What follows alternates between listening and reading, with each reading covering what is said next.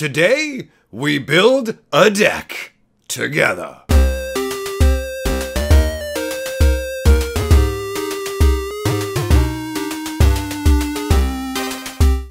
Greetings, owners of fine luxury cardboard rectangles, and welcome to what is a new concept and interesting video for me. What happened today is I actually woke up thinking about magic cards and building a deck. Now this is rare for me nowadays. I remember this used to happen all the time, but it gripped me so strongly this morning, I literally could not go back to bed. And so my mind started to roll over the different concepts, and I started to build a deck in my head, but then I stopped and scaled it back because I thought to myself, you know what would be even more fun than me just building a deck conceptually and presenting it to you guys? I think presenting the concept of this deck and then building it together is far more interesting. Now, what you guys need to know is we're going to have some guidelines not guidelines, rules. We're going to use rules because people go, oh, those are just guidelines. No.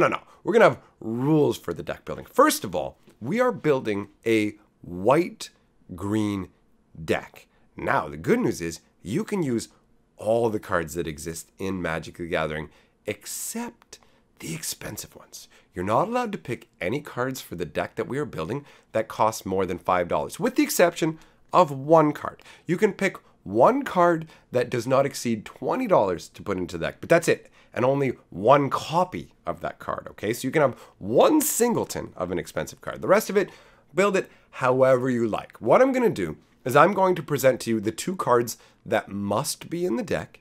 Everything else is open to whatever interpretation makes you happy, all right? So the idea I hadn't really came up with a good name for it. I'm calling it Wurm Island. That's what we're building, okay? So it centers around two cards. The first card is all the way back from the beginning of Magic the Gathering, and that is Island Sanctuary.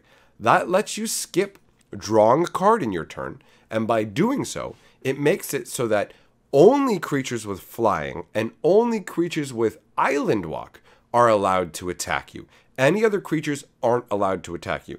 Island Sanctuary is an absolutely fun old school card that I used quite a bit back in the day, quite effectively. Now they did create a card to go specifically with Island Sanctuary, and if you guys had seen this card without knowing about Island Sanctuary, it would seem like a very, very bizarre card because it removes both flying and island walk from creatures. It's called Mystic Decree, and it removes just flying and island walk from all creatures. So make you go, well, if you saw it, you'd be like, well, flying, okay, I get it, but why does it remove island walk too? But it was meant originally to go with Island Sanctuary. Now that's a really obvious combo, and that's not nearly as much fun. And as I said, we're playing white-green, so you got to stick with the white-green. Now, I said Wurm Island, and you know Island for Island Sanctuary. So what's the worm for? Can you think about a card right now? It's in standard. I'll give you a second to try and guess. Think of a green card that would go really, really well with Island Sanctuary. Think about it, because Island Sanctuary says only creatures with flying and island walk can attack you. Island walk's not even a thing anymore, right? So we're not really caring about that, but the flying part of it sure is a thing. Now, is there a green enchantment in Amonkhet that makes it so that creatures without flying can't attack you? Or not without flying, because that's what the Island Sanctuary does. Is there a green enchantment in Amonkhet that makes it so that creatures with flying can't attack you? Or planeswalkers you control? Why, yes. Yes, there is. It's called Sandworm Convergence. Now, it certainly is a heftily expensive spell. It costs 8 mana, so getting it out is going to be difficult. But the way that it combines with Island Sanctuary is absolutely glorious, because they won't be able to attack you in the air with anything because the Sandworm Convergence stops it, and they can't attack with anything else because the Island Sanctuary will stop it. And each turn, your Sandworm Convergence will generate another 5/5 worm token. So Wurm Island is the idea of like you have an island fortress and you've basically imported from another world all these different worms that now they're so territorial, they just leap and gnash up in the air at anything that dares to fly through their territory. Now the flavor on that is absolutely epic. So we're playing defensive style because that is what appeals to me, especially with old school Magic. I was a very defensive player. My goal was always to, like, you know, when there's boxing, there's some people who come in real aggressive and there's other people who just try and weather all the blows until their opponent's worn out and then take them down. I was the sort of defensive, gonna weather your blows and survive it kind of move instead of go straight for you. Now, what I like about this combination, the Island Sanctuary and the Sandworm Convergence, is it allows you to do both. You can sit back defensively, but at the same time, you're building a mounting army of those 5/5 worms to eventually just, all right, off the island, invade! Like, that is a lot of fun. So now you need cards that play into this concept, the concept of safety and staying back there. You're in your citadel on Wurm Island. So what works well in that concept? Well, I came up with a couple of other fun cards. One of them is Azor's Elocutors. Now this card is fun because every turn, if your opponent doesn't manage to do damage, you're building up closer and closer to that win con. And that's going to feel incredibly frustrating for your opponent when they can't punch through. If they're not playing any kind of burn, they're going to have a very, very difficult time dealing damage to you. So that is an excellent include. Now, keep in mind, the only things that are necessary for the build that you build, you only have to include Island Sanctuary and Sandworm Convergence. You don't have to include any of the other cards. These are just to give you an idea of concepts. I want to test your imagination and see what you guys come up with. So, Azor's Elocutor is one suggestion that I have. Another similar-ish suggestion is Luminarch's Ascension, because that is the one where if you didn't take damage, it builds up counters, and then at a certain point, you can just start summoning angels super cheap. And I do enjoy the idea of, like, you sit yourself in your locus of power on Wurm Island in your fortress citadel, and then you just commune until you're ready to just start summoning up crazy armies of angels. And Luminarch's Ascension has some amazing, amazing artwork. This is actually the most expensive card in the list that we're going to talk about, and it tops out at $3.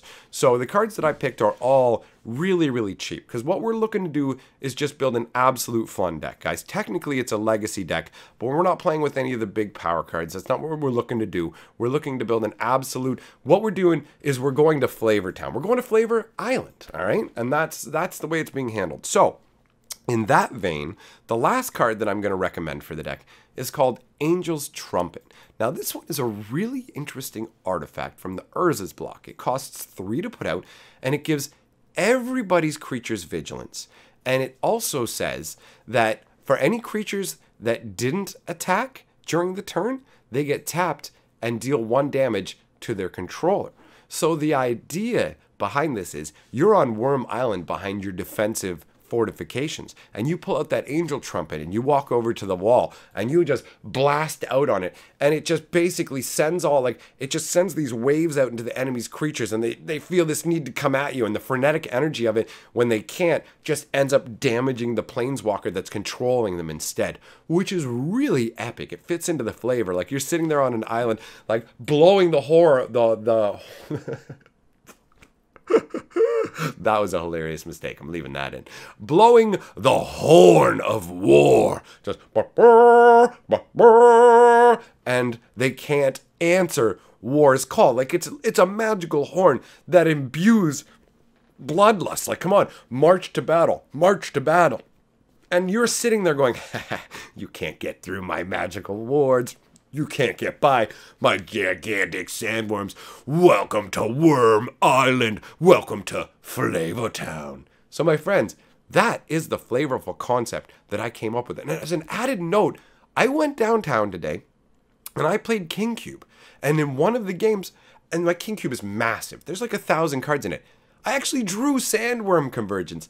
And I had the mana to play it. The game, unfortunately, ended the turn before I was going to cast it in an amazing fashion. I thought I had the game locked up. My opponent was at 3 life, and I had an amazing board state. But he had 2 creatures out, and he played Biorhythm. And that set my life total to 1. And then he attacked with 2 creatures, and I was able to block 1. And he got through for 1 point and ended me. And I gotta say, it was an epic way to go. So I thought it was really neat to get that Sandworm Convergence since I was so keen on it today. But get down into the comments, brew it up, boys. If you want to come up with the whole deck list, awesome. If you just have cards you want to suggest for it, awesome. Just remember the rules of the game. It's gotta be Selesynian. The cards all have to be worth less than $5, with the exception of one singleton card you can put in there worth up to $20. Other than that, you can have as many as you want 4-ofs. Everything else can be 4-ofs. You don't have to. That's up to you. So I thought this would be a fun experiment. Please, please involve yourself with this, because it seems like it'll turn out pretty well. So thanks for coming by, and it's time to check in with the 6-color magic. And together, we are the 6th color of magic. And the last thing we do now, my friends, is roll the golden scroll. The people who are supporting me on Patreon and through my channel memberships. Thank you very much, my friends. You are one of the reasons that I am here just cranking away, having a great time. So, with that being said, I will offer you some more magical videos of mine, and we shall see you over there. Hail to the king, baby!